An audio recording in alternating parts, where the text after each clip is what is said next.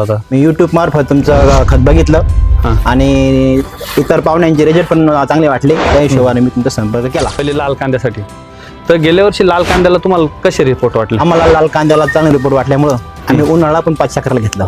तर उन्हाळ कांदे हे आता 5 एकर कांदे आहेत.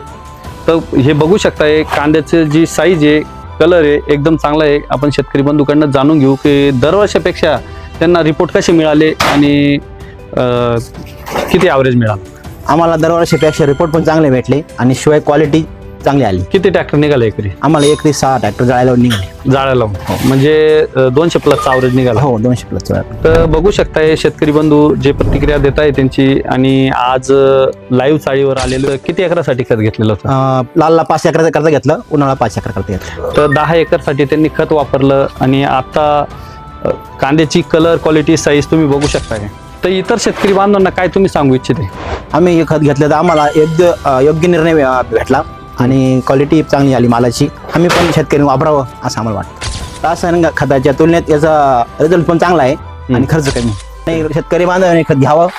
मी आता 3 एकरला घेतलं, पुन्हा 7 एकरला ऑर्डर करतोय लगेच. तर बघू शकताय परत त्यांचे लाल कांदे जवळजवळ 9-10 एकर कांदे असतात आणि आज तुमचा लाईव्ह रिपोर्ट बघू शकता. चाल लोडिंग आहे आणि हे कांदे मार्केटसाठी गाडी लोडिंगसाठी त्यांनी कॅरेट भरून ठेवलेले आहेत.